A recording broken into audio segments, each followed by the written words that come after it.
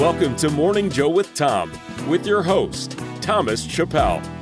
Get ready to listen to real-life stories from inspiring leaders who have overcome incredible challenges to rise to the occasion.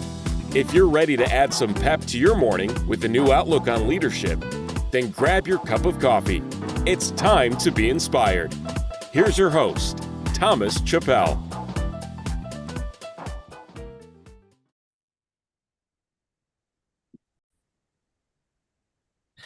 Hey, Graham. So good seeing you again. I think the last time we saw each other, besides the weekly meeting, is in DC, and that was back in over the holidays. Am I right about that? Yeah, that sounds right. Yeah, great. So, listeners, for all of you out there, Graham and I got to know each other through a innovation weekly team meetup that he runs. And if you ever get the chance to do it, I highly advise it. There's a lot of interesting topics, especially if you're in the area of what I would consider true innovation, not just making incremental change. So, but with that said, Graham, I know my listeners would love to hear a little bit more about you. And I know that you got a huge background. So please take it away. Sure. Yeah, I'm Graham Plaster. I graduated from the U.S. Naval Academy right after 9/11 and went on a ship to the Arabian Gulf during Iraqi freedom and enduring freedom. Came back, went on a ship down to South America for counter-drug operations. And then I was the assistant dean at the Naval War College in Newport, Rhode Island. And then for 3 years, then I went from there, got pulled into a diplomatic program called the Foreign Area Officer Program, and went to Monterey to learn Arabic, and came back, did my next tour at the Pentagon in a joint tour with the Army as a UN peacekeeping liaison to the Middle East. And so the countries in my portfolio at the time were Iraq, Israel, Jordan, Egypt, and Kenya. So kind of a MENA region. And I had just finished a master's degree when I was up in Newport on Iranian social networks. And so I was early in on a lot of social networks, including LinkedIn and Twitter, et cetera. And I got out of the Navy in 2013 and started a company called the Intelligence Community, Inc., which is a social network for national security. And I run the LinkedIn group called the Intelligence Community. I've been doing that for 12 years. And it's got about 160,000 members, very active. And I run a lot of other LinkedIn groups that are national security related. When I got out of the Navy in 2013, I went back to the Pentagon as a senior advisor and worked in OSD for 6 years. And then I left there, was a vice president for the Alaska Native Corporation, and was the CEO of one of their subsidiaries for a couple of years. Left there, did some consulting for some AI companies trying to get into government, and started a new company called Silicon Nation, which you mentioned, Tom. We started that at the beginning of COVID. And what that is a Substack that reaches about 30,000 readers in the defense tech space. A weekly virtual happy hour every Monday night, 6 p.m. Eastern. Anyone's welcome to join. It's free. And then periodically we host live happy hours in the DC area for people to meet up. I also have a podcast. It's a little bit on hold, but we have about 30 episodes out. And from there, I went to work as a director. What's the name of that? What's the name of that? It's the Graham Plaster Podcast. Okay. That's important. We got to plug it every chance we get. Yeah. And from there, from the consulting, I went and was the director of a nonprofit called Nautilus. So if anyone's familiar with SoftWorks, it falls under the same umbrella of DefenseWorks in Florida. And Nautilus was funded by Naval X. And I ran that for 3 years, and then the Navy ran out of funding for the nonprofit about 2 months ago. And so right now I'm just doing consulting for some emerging tech startups and looking to see what's next for my career. Yeah, absolutely. That's always a lot of fun, right? But, I think after today, I think I better understand your story than I ever have before. It's uh, you've got such large groups that whenever you're physically there, it's kind of hard to get a lot of your time because you've so many people are after trying to get your attention. So now, if I remember right, you've also written a couple of books. Is that right? I think In the Yeah, Shadow of I Greatness is one yeah, of I them. wrote a book called I didn't write the whole thing. I wrote a chapter, and then it's my class from the Naval Academy was the first class to graduate right after 9/11. So we assembled 33 different stories from our class, and I was one of the editors. There's a chapter in there that I wrote, um, and we published it, I think 2008 or 2010. But it was endorsed by Tom Brokaw, who said that it was a must read for all Americans. And it was on the LA Times bestseller list twice, and it's on the Navy's official reading list. So you can find it on Amazon, or if you go to the Naval Academy Mid Store, they have stacks of them. So, And uh, we'll be putting a link in the description whenever we yeah. publish this for you. And then there's another book which is more academic. I helped to publish through the Foreign Air Officers Association. I was on that board for 14 years, and I helped them put together a book called Culture Shock. And so a lot of the foreign air officers wrote chapters about their experiences overseas and how they adjusted to the culture. And so we put that together, and that's also on Amazon. Okay. So what did you notice out of the findings out of that book? Without giving the whole story away. Uh, but what were some of the findings that you found? Because you've served in a lot of countries yourself, and I feel like you've experienced culture shock on the same as anyone else that travels overseas a lot. Yeah, the foreign air officers are experts in adapting to culture. They have cultural intelligence, and they learn languages. They learn political, history. Mm. So the chapters in there for culture shock are very detailed stories of interactions with the foreign militaries and foreign governments. So I would definitely recommend people that are into that type of thing to pick it up and read it. Okay, cool, cool. So you have hung your own sign out your door, and you're helping other companies with some consulting work.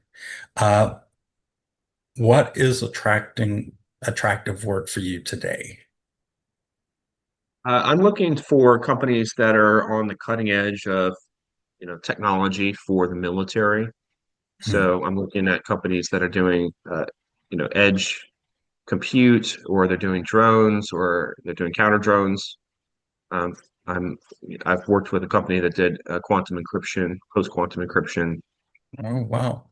a lot of AI companies, and also I'm interested in anything to do with space, satellites, Hmm. hypersonics, those types of things. So yeah, anything that helps our military get leapfrog into the next generation, I'm happy to help with those companies. Okay, cool, cool, cool, cool. And we'll be sure and have a link in there so that people can contact you some way, probably through LinkedIn or something. Find that is one of the best ways of trying to get in touch with folks. But, so whenever, what led you into this life? I mean, you've talked about this big, huge military background, academic background, uh, diplomatic services background.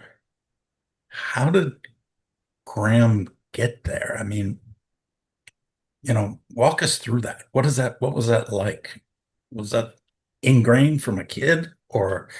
Mhm. Yeah, it was. I mean, when I was a kid, I played with Legos, but I would never follow the directions. I would always crumple up the directions, and I would build whatever I wanted. I was a very entrepreneurial kid. I was always creative, but I always operated within constraints. So, I went to the military. I was, got an engineering degree, but I was an English major. And so I was diverse. Um, and so, throughout my career in the Navy, it's been it's been one where it's been a non-traditional career path, I would say. Mm. Mhm. Absolutely. Well, thank you for your service for sure. And thank you for all the rides from one Marine to former Navy. I'm currently still in the reserves. I'm actually the deputy director for Israel for the Office of Naval Research, ONR Global. So yeah, I'll be working with them just a little bit longer, and then probably next year I'll probably be getting out of the reserves. Okay. All right. That's cool. I mean, that's you've kind of lived this life that people dream about. I mean, it's adventure, it's innovation, it's education tracked, it's military based. I mean, tell an 18-year-old kid how that they could possibly go down a path like that. What does Well, that mean I to would do? highly encourage, kids to look at ROTC programs, certainly the service academies, because it eliminates your college debt. It Mhm. gives you an immediate job as soon as you graduate from college. You have 4 or 5 years of runway to go out and do something. A lot of kids in high school, they don't have the full spectrum of um, military careers, but you can go into Intel, you could be a nurse, you could uh, be a ground pounder, go out and be a SEAL or Marine Corps. Yeah. But you know, the military is a great opportunity, especially for those who are coming out of poverty, Mhm. because it's a traditionally the military has always been a ladder that you can climb and get out of your um, you can work your way up the financial ladder that way. Oh yeah. Yeah, definitely. I I used it for myself to get out of there. I was working farming and ranching and decided that that was not the life I wanted to lead my whole life. So did the best that I could the first enlistment, the second enlistment, tried to improve it a little more. You know, 11 and a half years later, by the time I was getting out, I was like, okay, I had gained skills that I could take to the outside. So I'm a huge proponent of military. As a matter of fact, my son is currently in Virginia Tech right now in the Corps Cadets. So Yeah, and probably 2 years he'll get to decide which branch he wants to go in. They told him he doesn't get a choice right now. yeah, But it's great. but yeah, he's learned so much. Uh, and I guess I kind of didn't recognize how much I end up reliving with his life right now through that process because I'm getting to hear a lot of the things that I experienced whenever I was coming up. So, um, where do you see Silicon Nation going in the next 5 to 10 years? Because there are so many topics that we talk about in there. I mean, it's Yeah, where do there's you see it go? Substack as a platform it's a great platform. They keep on adding benefits. You can run a podcast through Substack. You can run videos. Um, and right now there are a number of defense technology and acquisition Substacks out there. So what I'd like to do is try to wrangle them all together and create a syndicate and a team and maybe even a publishing um, logo that everyone can kind of fall under. And that might be like the next generation of defense news is uh, Mhm. is reading a bunch of Substacks or having the best article pop to the top from the various Substacks. Yeah, yeah, that's good. That's a good idea.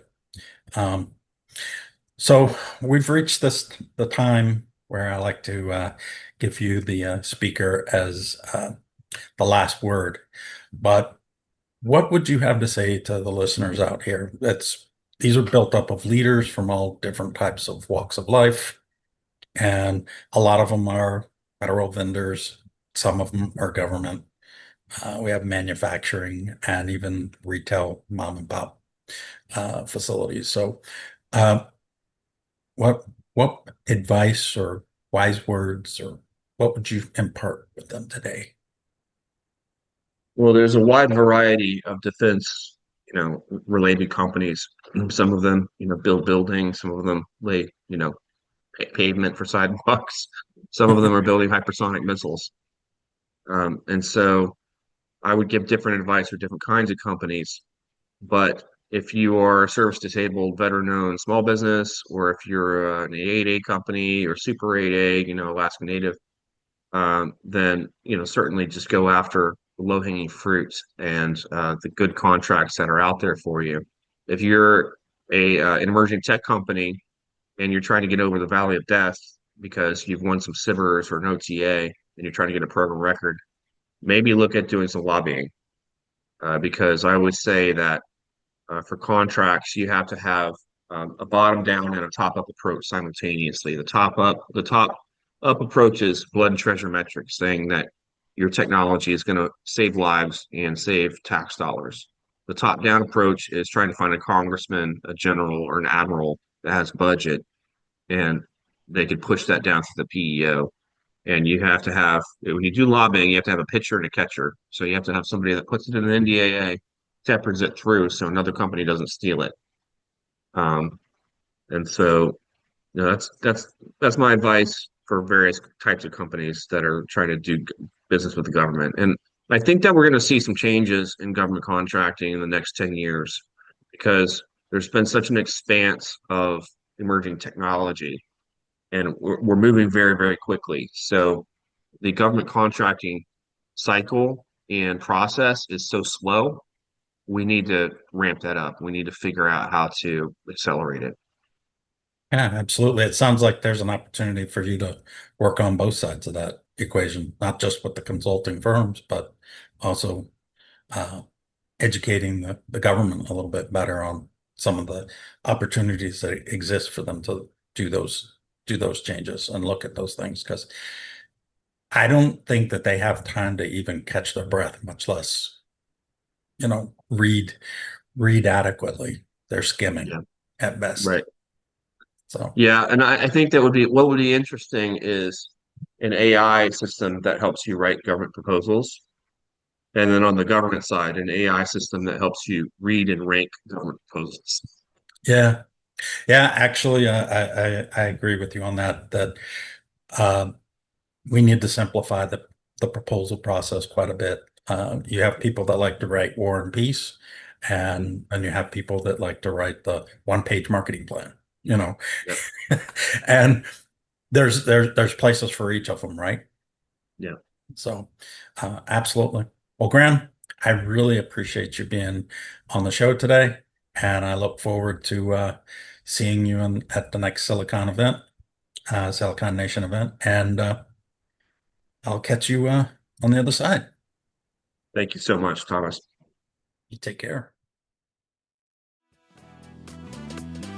Thanks for listening to Morning Joe with Tom. Be sure to subscribe wherever you listen to podcasts so you don't miss an episode. See you next time for more real-life stories and inspiration on Morning Joe with Tom.